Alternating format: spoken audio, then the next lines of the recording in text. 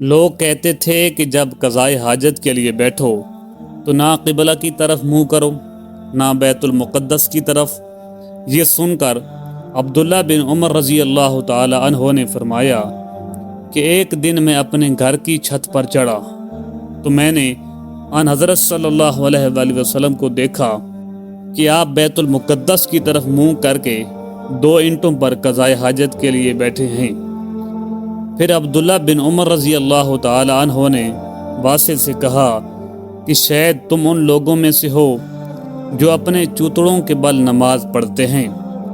تب میں نے کہا خدا کی قسم میں نہیں جانتا کہ آپ کا مطلب کیا ہے۔ امام مالک رحمۃ اللہ علیہ نے کہا کہ عبداللہ بن عمر رضی اللہ تعالی عنہ نے اس سے وہ شخص مراد لیا جو نماز میں زمین سے اونچا نہ رہے، سجدہ میں زمین سے چمٹ جائے۔ صحیح بخاری حدیث نمبر 145۔ رسول اللہ صلی اللہ علیہ وآلہ وسلم کی بیویاں رات میں مناسے کی طرف قضائے حاجت کے لیے جاتی اور مناسے ایک کھلا میدان ہے، تو حضرت عمر رسول اللہ صلی اللہ علیہ وآلہ وسلم سے کہا کرتے تھے کہ اپنی بیویوں کو پردہ کرائیے، مگر رسول اللہ صلی اللہ علیہ وآلہ وسلم نے اس پر عمل نہیں کیا۔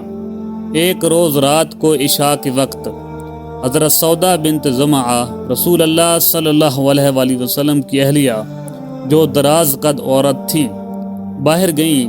حضرت عمر رضی اللہ تعالی عنہ نے انہیں آواز دی اور کہا ہم نے تمہیں پہچان لیا، اور ان کی خواہش یہ تھی کہ پردے کا حکم نازل ہو جائے، چنانچہ اس کے بعد اللہ نے پردے کا حکم نازل فرما دیا۔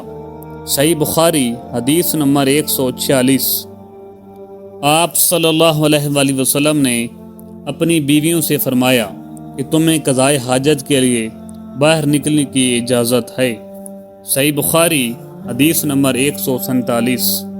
عبداللہ بن عمر رضی اللہ تعالی عنہ سے روایت ہے کہ ایک دن میں اپنی بہن اور رسول اللہ صلی اللہ علیہ وآلہ وسلم کی اہلیہ محترمہ حفصہ رضی اللہ تعالی عنہا کے مکان کی چھت پر اپنی کسی ضرورت سے چڑھا تو مجھے رسول اللہ صلی اللہ علیہ وآلہ وسلم قضائے حاجت کرتے وقت قبلہ کی طرف پشت اور شام کی طرف منہ کیے ہوئے نظر آئے۔ صحیح بخاری حدیث نمبر 148۔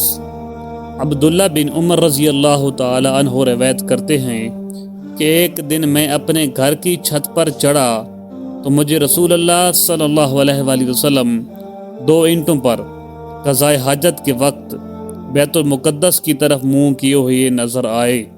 صحیح بخاری حدیث نمبر 149۔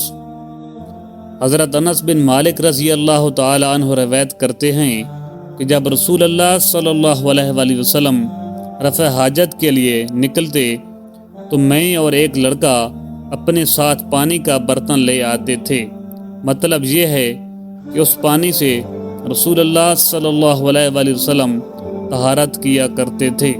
صحیح بخاری حدیث نمبر 150۔